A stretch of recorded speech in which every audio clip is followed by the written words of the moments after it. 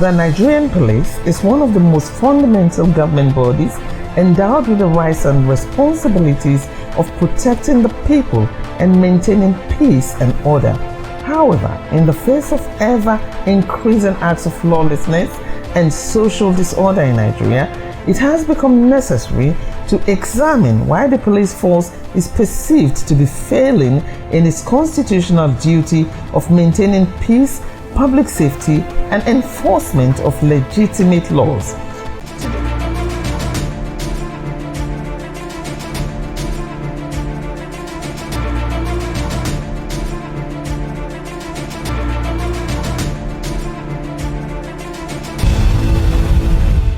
Hello and welcome to Break It Down, where we make matters of policies, societal issues, governance, and development easily understood by all. Today we have a very special person in the house. He is former Commissioner of Police, FCT, retired CP Barrister Lawrence ALOBI. Barrister ALOBI is a founder, Foundation for Peace and Security Education, FOPS. He is also Chairman, CEO, High-Tech Security Services and Training Limited. And today we shall be discussing obstacles to effective policing in Nigeria. You're welcome to this show, sir. Thank you for having me. My pleasure. Yeah, the Foundation for Peace and Security Education. Exactly. FOPS. What exactly do you do at FOPS? Yeah, in FOPS, we do training, for instance. Yes. Like I said, training, we train security agencies. I've had training for the police, had training for other institutions, and education. For instance, what is happening now? What will make a young man to attack a police station? The police are there to maintain law and order, to protect life and property for the interest of the society. You now going to go attack the police. What will make a young man to go and destroy, that is, vandalize pipelines, vandalize NEPA installations, vandalize even rail lines, you know? Even manholes. It's lack of education. Yeah. Because you think about service, beastly attitude. It's when we educate the people, both spiritual and moral education, you are created by God. God, the scripture told us that God created us in His image and likeness. Image of God is not like my flat tummy and my big head. Image of God in us is those attributes of service. How do we service? Compassion, empathy, honesty, truthfulness, justice. These are the attributes which we should manifest in our life. We have even 3 of those many attributes. Yeah, attributes. When we have these attributes, the world will be a better place for all of us. You know. So let's come down to the business of the day. Thank you very much. Obstacles to effective policing in Nigeria. Since this is breaking down, we just try to make our viewers understand exactly what we're talking about. So when we say policing, what exactly is policing? The policing, the act. You know, you see, like Rossio in the theory of constitutional contract postulated that the citizens have to forgo some of their rights to enable the government protect them, to enable the government provide security. Because even the ants, what are the ants, for instance? The smallest creature. When I was in primary school doing our assembly, our headmaster used to tell us, go to the ant, that sluggard, consider her ways and be wise.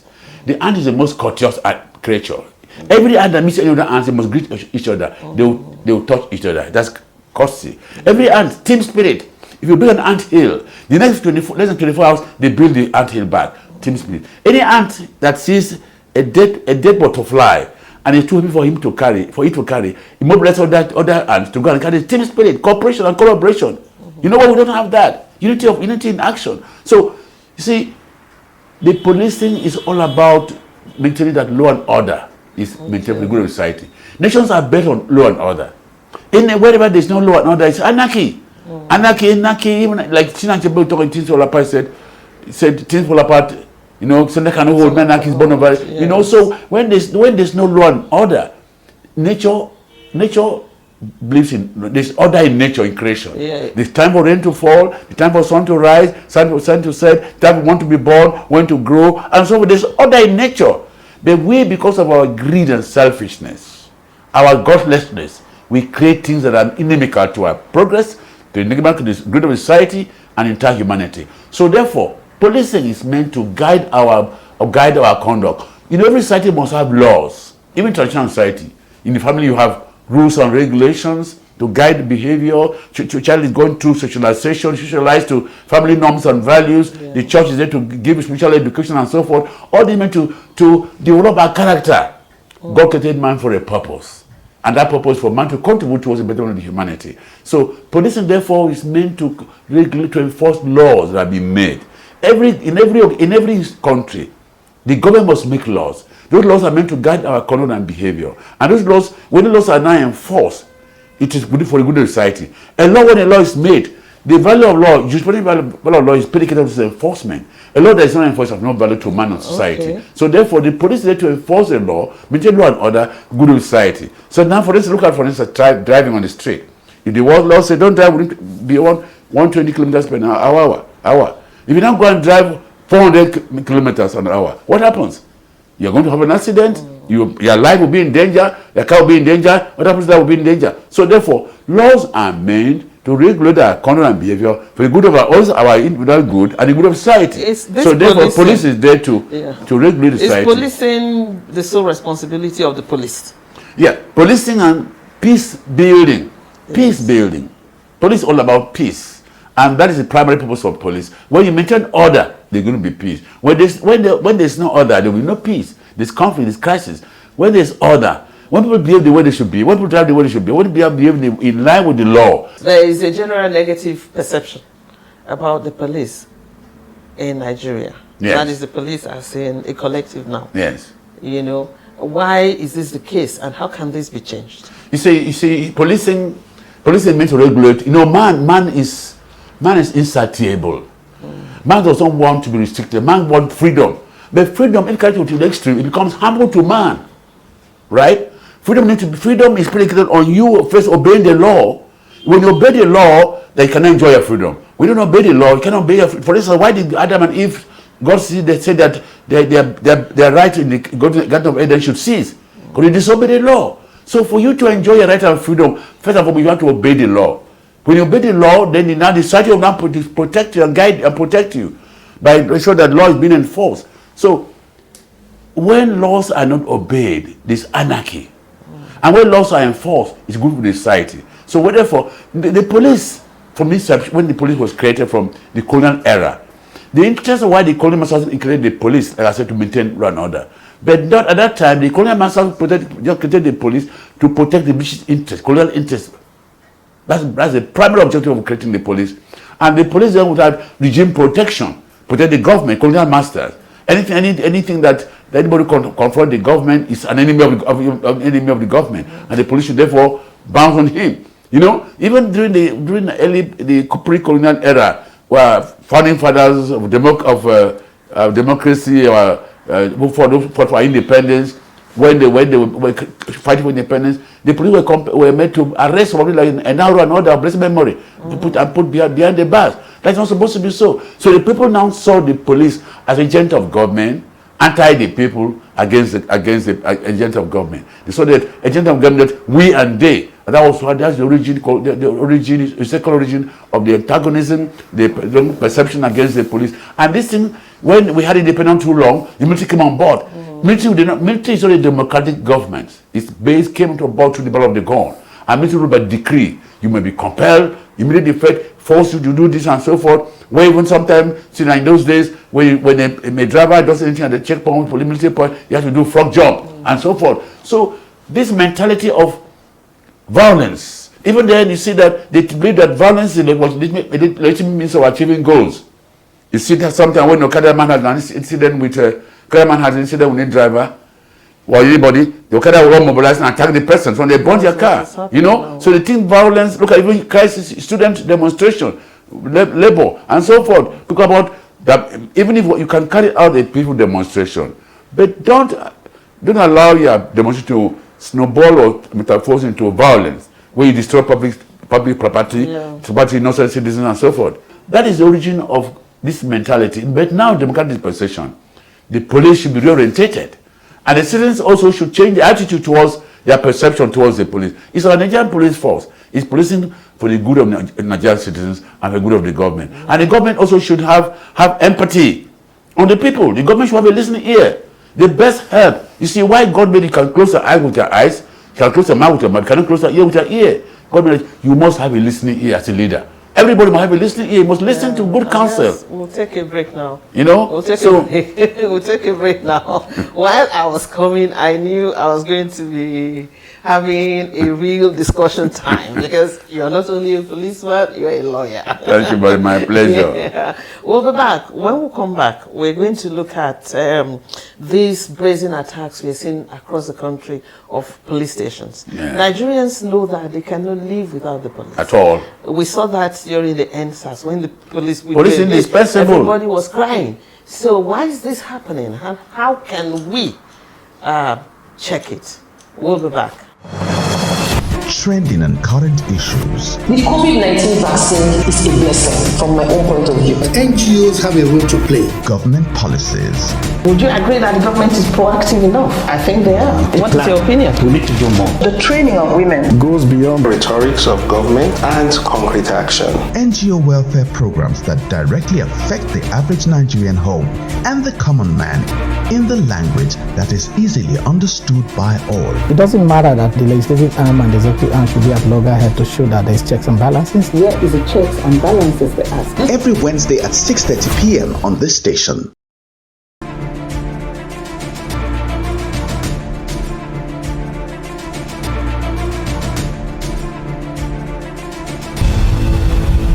They're still on Break It Down, and we're still discussing obstacles to effective policing in Nigeria. And like I just said, without the police, we are all lost. We will just be in anarchy. The society will be in anarchy. So we have witnessed these brazen attacks of police stations across the country. Why is this happening, and how is this affecting the morale of the police? And how can the police be assured now in future that they are safe and that their jobs are safe? I'm very happy you're asking this question because it is very embarrassing, it's very frustrating that the police that have been sacrificing their life 24/7 for the good of the society and now become an object of attack and humiliation. It's very, very sad. Yes. It's unacceptable, it's criminal. You know, even the scripture I quoted earlier said, blessed are the peacemakers. Yeah. So we call children of God. Peacemaker who give you peace. Police is indispensable in this situation all over the world. All over the world, police have been revered and respected and treasured. But in Nigeria, the policeman is seen as an agent of attack and the target of attack, humiliation, and so forth. It's sad because when anything happens, where we all go to is to the police station. It's very, very sad. We need to understand that police is the friend you have in society. And the society will have the kind of police it wants to create for itself. Why are you brutalizing the police? It means you want anarchy to prevail in the society. You don't want to be safe, you don't have peace and security. You want people to do criminals to take over the whole place. And then where we have criminality should now be order of the day. Insecurity and threat. Is that what you want in society? It is embarrassing to us and to the people of this country. In fact, attack on police is attack on the government people of this country. The police are there for you to serve you. You see, when a police officer was either Australia or Germany, one country, one officer was killed. The president of that country were there in the funeral of that police personnel was shot. But here, what happens? Police are being killed and people cry for them. Where is the civil society? Are police not Nigerian citizens? Are their lives not precious? Should they be murdered and killed and attacked? And we're talking about lack of equipment, lack of infrastructures. The house vehicles that have been poured have been burnt, house stations destroyed and so forth. Where lies the humanity in us? What are the God in us? So it is shameful, it is debasing, it is criminal. So please, Nigerians, I expect that the NGOs, civil society should rise up and say, no, this must stop. It started with EndSARS. If EndSARS talk about the complaint about police brutality, police extrajudicial killing and so forth, police excessive action and so forth, what is this action now? Is it commendable? Is it commendable they should go and kill policemen and burn their station and attack them? Is it commendable? Is it good for the society? No, it's not good for the society. So Nigerians should rise and say no. Would you say, sir, that the police too has to improve on its public relations? I agree with you. Its interaction with the public. When I used to be PR in old Anambra State in Enugu, Mrs. Okara, Libera Okara was the director of news NTA in Enugu, I used to run a program on police and the public every Thursday. Because of my program in Enugu as a PRO, police and men were no longer paid transport for public transport in Enugu State. Because of the way, I made people to understand that police are contributing towards a betterment. But they contribute to assist you. So cooperate with the police, and life is based on principle of reciprocity.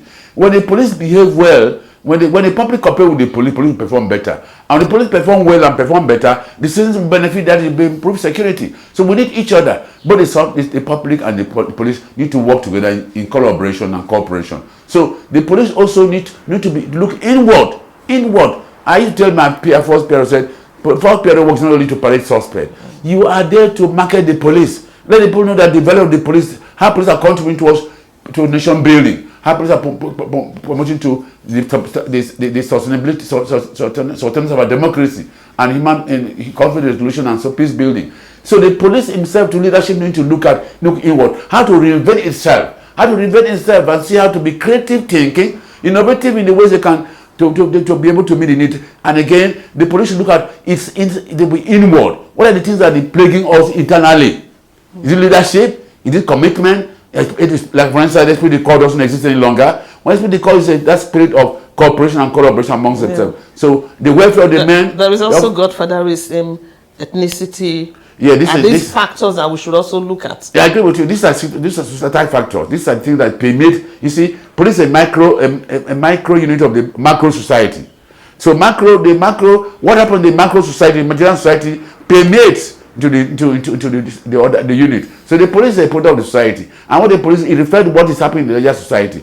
Nepotism, impunity, tribalism. It affects promotion, affects even posting of officers and so forth. This should not be so. In fact, I pray that the IG will understand some of these challenges and address them squarely. I pray that you have the courage. Again, one major problem that impedes police effectiveness in this country is that unnecessary, undue political pressure, undue political control. The politicians are overbearing on the police force, police leadership, and so forth, and that is not good for the police. And the IG should be independent. The IG should not be under the control of any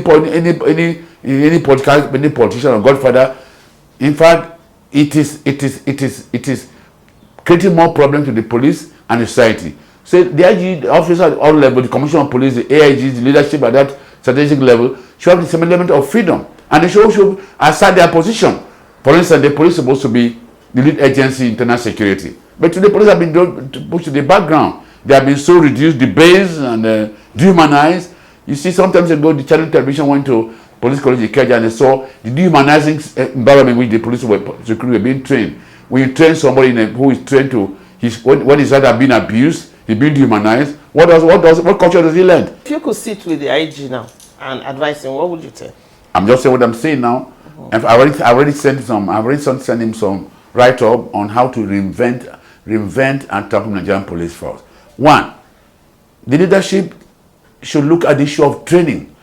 You see, talk about community policing. Community policing is just getting the citizens involved in security, peace, and of crime prevention of their environment, their community.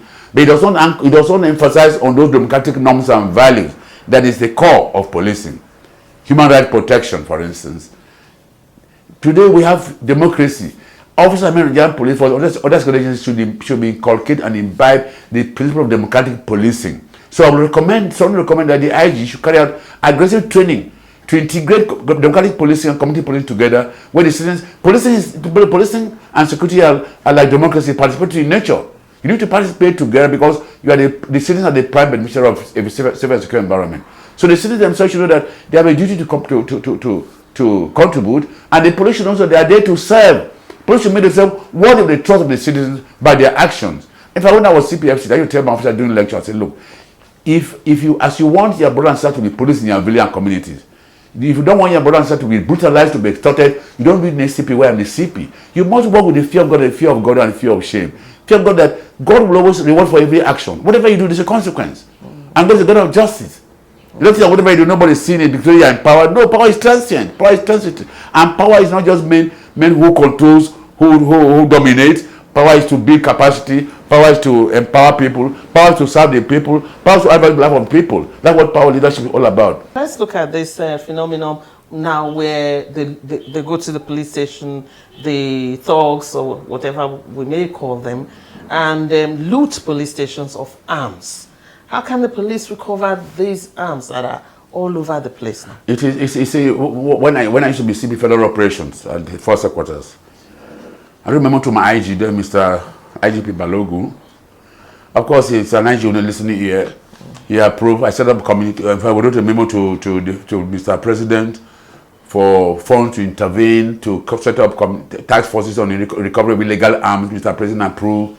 And in all police command, we had task forces on recovery of illegal arms. And when these arms are recovered, we bring them to Abuja. The Minister of Defense, all the civil service chiefs, the IG come together, and these arms will be destroyed. It doesn't happen again. So because these illegal arms in the hands of people, authorized persons, illegal arms, is a serious threat to our security.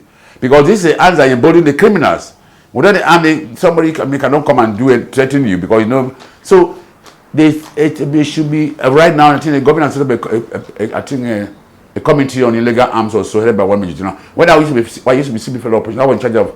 I was chairman of the police committee on illegal arms and live weapons. That is based on the West African moratorium on small arms and live weapons. I used to be chairman, and we set up a strategy where we can audit all locally made arms, and also how to see how we can recover these arms. So the police can carry out aggressive operations on recovery of illegal arms in the hands of people, and all those who have arms should also show that their arms are registered under the Firearms Act. Before that, people carry illegal arms without nobody questioning them.